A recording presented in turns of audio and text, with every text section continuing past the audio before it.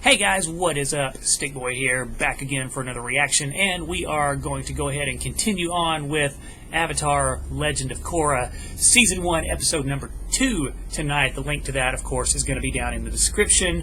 It's going to take you over to Google Drive.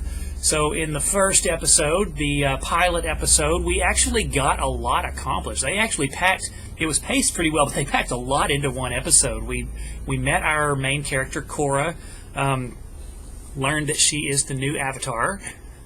She is a waterbender from the Southern Water Tribe.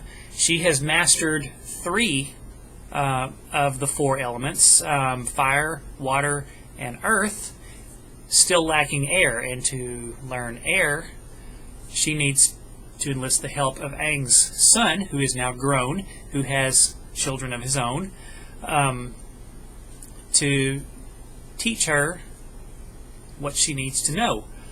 The problem is that he is a high-ranking government official in the capital city, Republic City, and he just finds himself too busy to look after her.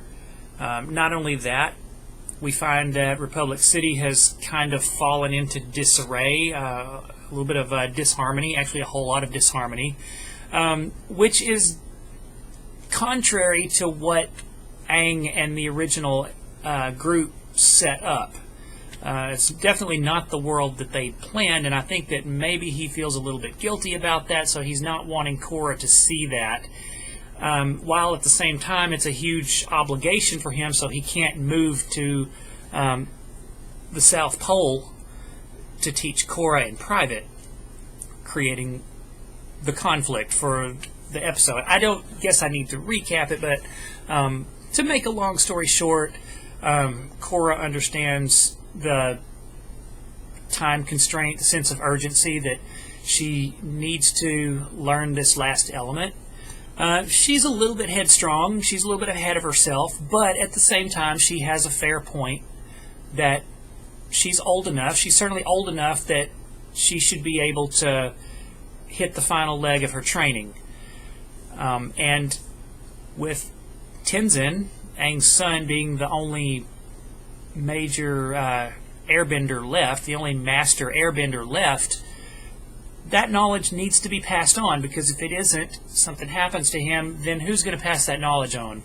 And it's going to be a major disadvantage for the Avatar. So all of these are fair points that lead to Korra running away and going into Republic City.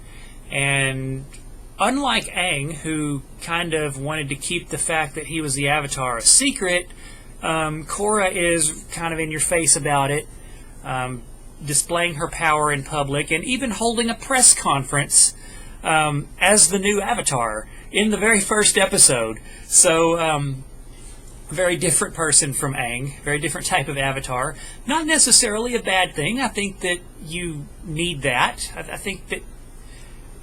don't think that's a bad thing to have the new Avatar be different from the old one.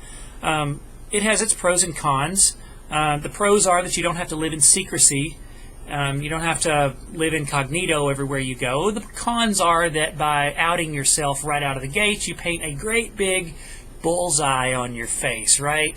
Which alerts anybody who might be, shady to your presence. And lo and behold, we've met our shady character, Amon, in the first episode, too. This is a character whose name that I have heard before. I've seen pictures of him before. I recognize that mask. I don't know a whole lot about him previously, but from the first episode, he obviously does not like benders, and he has an entire following, an entire cult following, that also does not like benders, and would like to bring an end to them, or at the very least, oppress them. Something very similar to what I saw in Ruby in Volume 2. But anyways, that's enough of that. I think it's probably time to go ahead and get into Episode 2 and see where we go from there. Most of you have probably already taken the link. So for the rest of you that managed to stay this far, I appreciate that. And we're going to now move over to Google Drive to start the reaction. So if you will take the link right there below my finger, and I will see you guys there.